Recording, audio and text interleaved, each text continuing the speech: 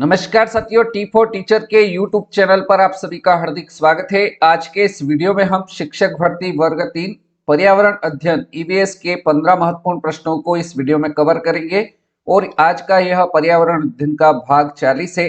तो चलिए बिना किसी देरी के आज के इस वीडियो को शुरू करते हैं।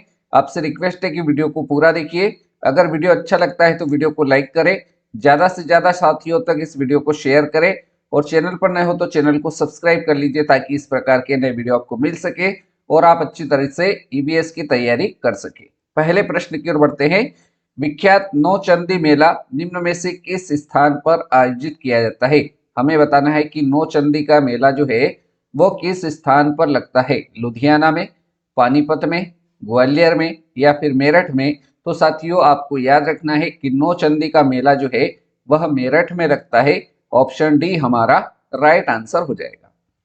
अगला प्रश्न है प्रश्न संख्या 2। नाइट्रोजन युक्त उर्वरक कौन सा है? नाइट्रोजन युक्त उर्वरक बताना है। डीएपी है, सोडियम फास्फेट है, यूरिया है या फिर सुपर फास्फेट है। तो नाइट्रोजन युक्त उर्वरक जो होगा वो यूरिया हो जाएगा। विकल्प सी हमारा करेक्ट आंसर रहेगा।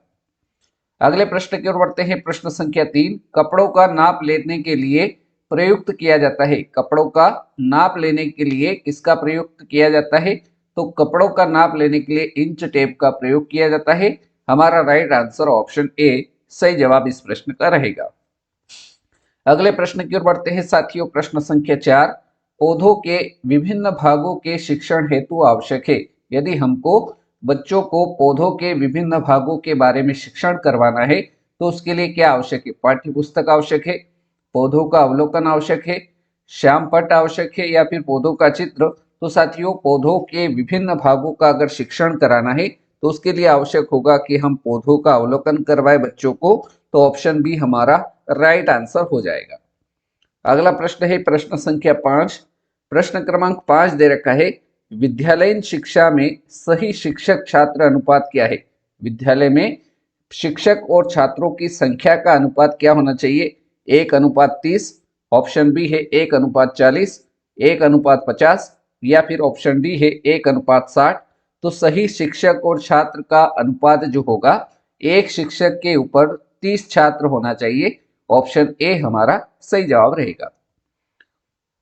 चलिए अगला प्रश्न देखते हैं साथियों। प्रश्न संख्या 6। कौन सा विटामिन हमारे शरीर में सबसे अधिक तीव्रता से बनता है? कौन सा विटामिन हमारे शरीर में सबसे अधिक तीव्रता से बनता है? Vitamin A, vitamin B, vitamin C या फिर विटामिन डी। इनमें से कौन सा ऐसा विटामिन है जो हमारे शरीर में सबसे अधिक तीव्र गति से बनता है?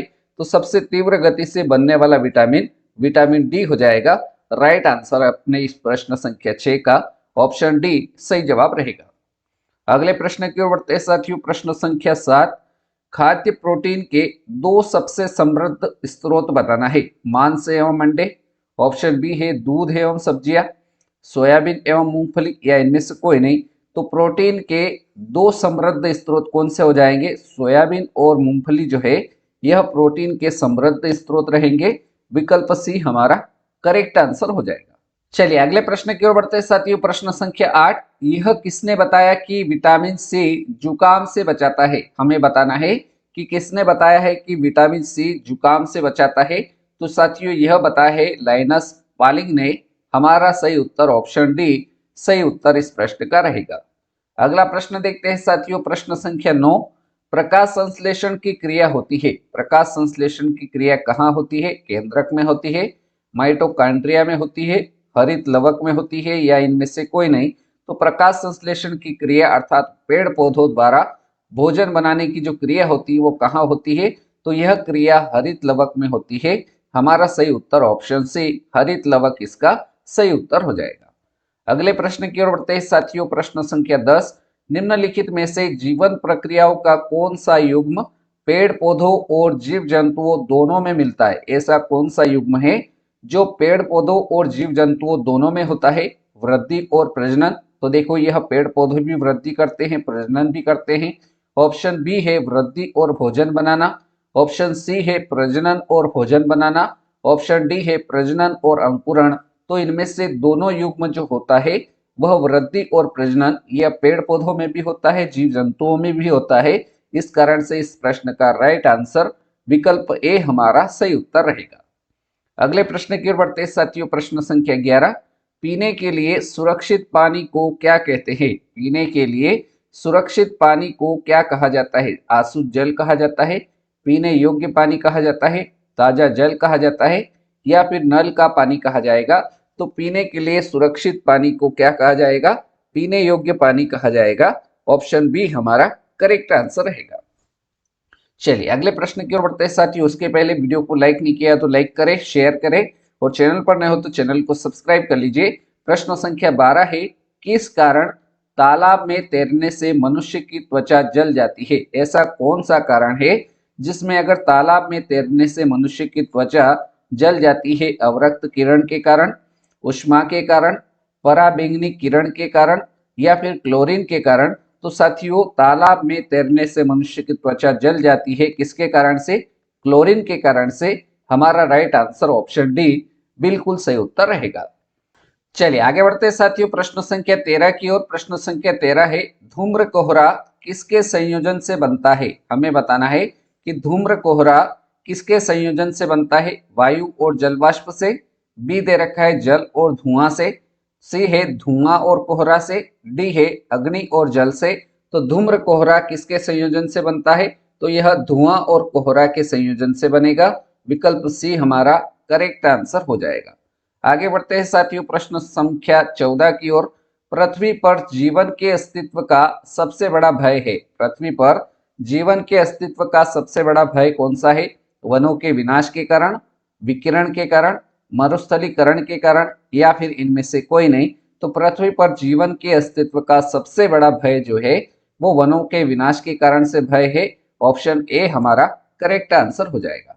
और अब बारी है साथियों आज के इस वीडियो के अंतिम प्रश्न की। प्रश्न संख्या 15, विश्व डेजर्टिफिकेशन उन्मूलन दिवस, विश्व डेजर्टिफिकेशन उन्मूलन दिवस किस दिन मनाया जाता है? 4 मई को, 14 अगस्त को, 3 अक्टूबर को, या फिर 17 जून को? तो साथियों याद रखना है कि विश्व डेजर्टिफिकेशन उन्मूलन दिवस 17 जून को मनाया जाता है।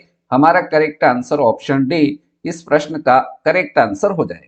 तो साथियों इस प्रकार से आज के इस वीडियो में हमने पर्यावरण अध्ययन ईवीएस के 15 महत्वपूर्ण प्रश्नों को हल किया। उम्मीद करता हूं ये 15 प्रश्न आपको अच्छे से समझ में आए होंगे। अगर ये वीडियो आपको अच्छा लगा हो तो वीडियो को लाइक करें, अपने बाकी साथियों तक तो ज्यादा से ज्यादा शेयर करिए इसको, और चैनल पर नए हो तो चैनल को सब्सक्राइब कर लीजिए ताकि इस प्रकार के नए वीडियो आपको मिल सके। यदि आप इन 15 प्रश्नों की पीडीएफ चाहते हैं तो हमारे व्हाट्सएप ग्रुप को आप ज्वाइन कर लीजिए, उसकी लिंक वीडियो के डिस्क्रिप्शन में दे रखी है। तो आज के इस वीडियो को आपने पूरा देखा उसके लिए बहुत बहुत धन्यवाद। अगले वीडियो में मिलते हैं ऐसे नए प्रश्नों के साथ। तब तक के लिए जय हिंद, जय भारत, वंदे मातरम।